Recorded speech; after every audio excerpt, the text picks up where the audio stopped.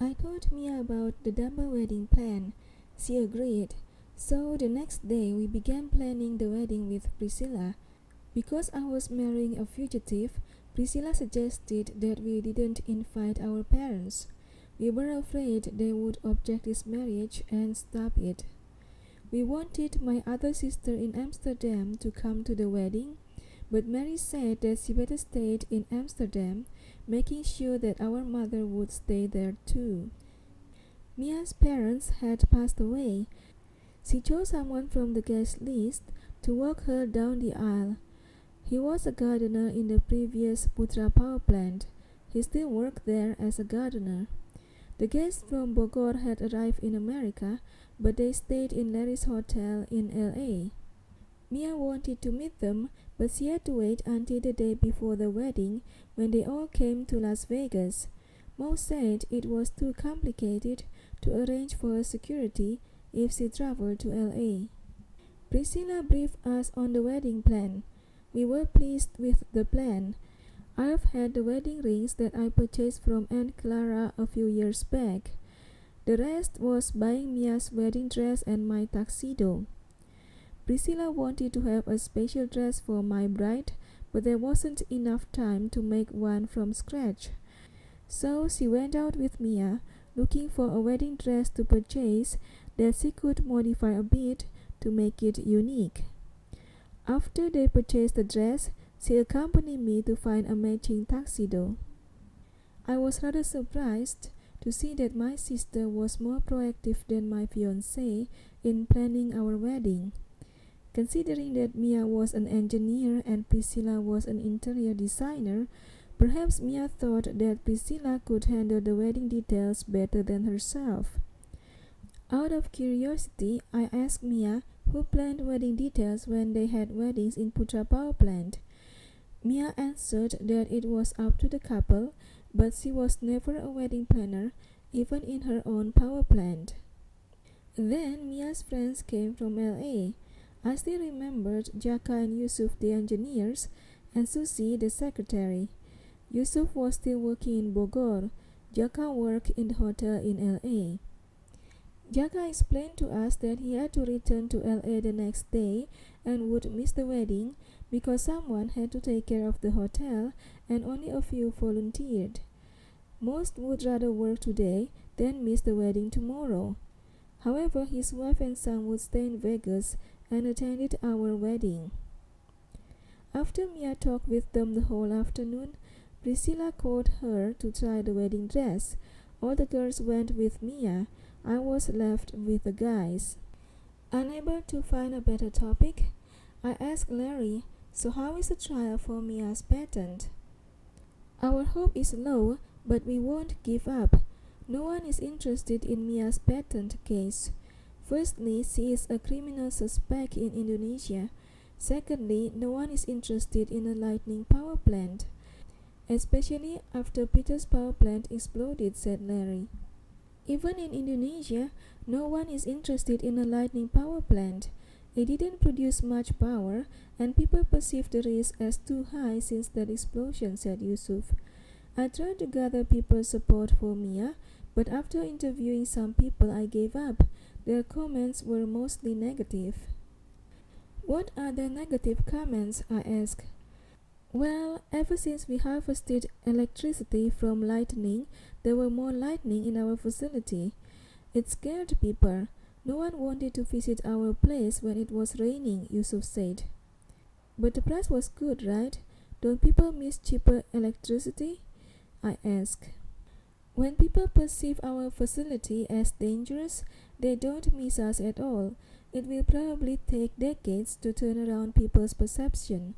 Honestly, I'm quite hopeless right now," Yusuf said. "Wait, there is something that people miss.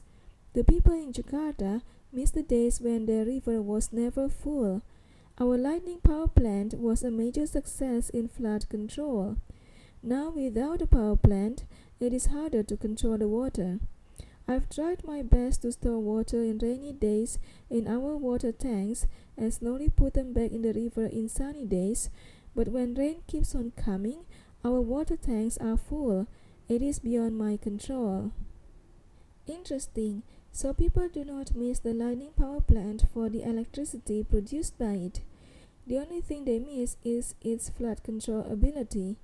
Larry, if you want American people to appreciate a lightning power plant, you need to figure out how such a plant can benefit them beyond the electricity produced, I said.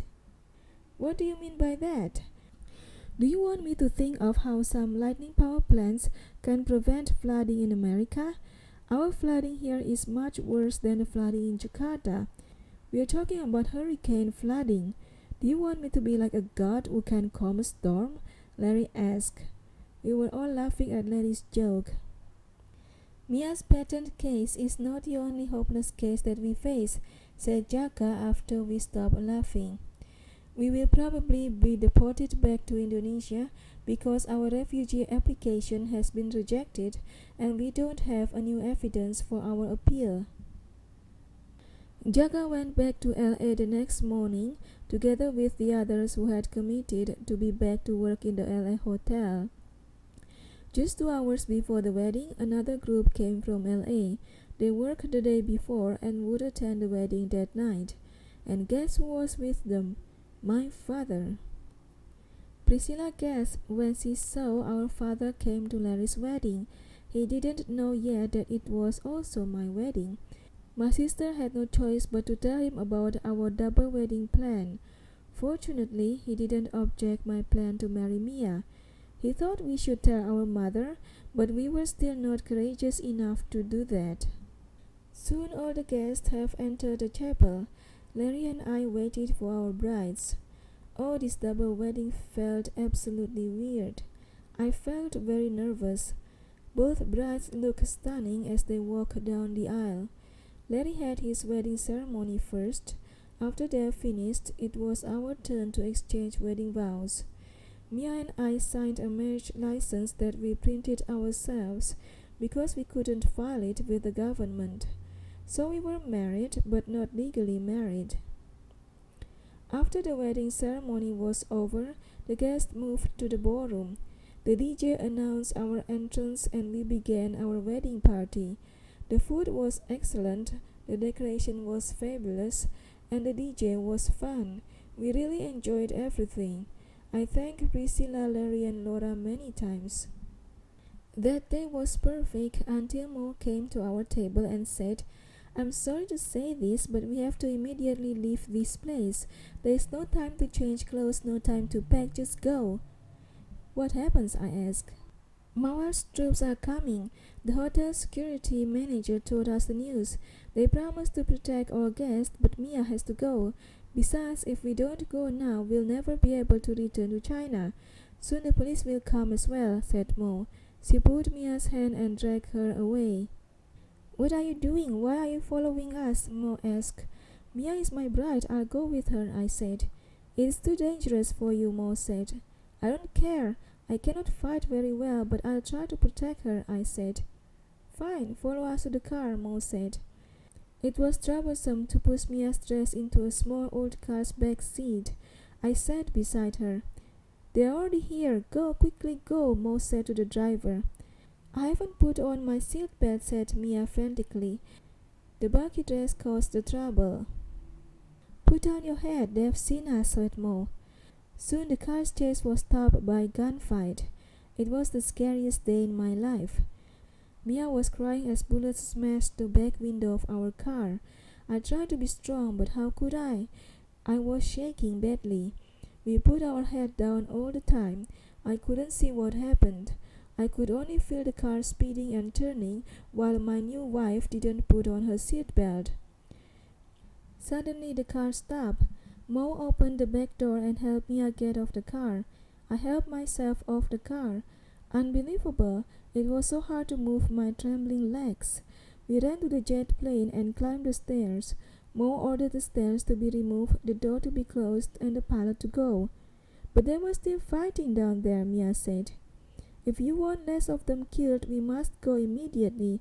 As long as they can still see you, they won't stop fighting, said Mo. Soon the jet plane took off. What a relief that we are still alive.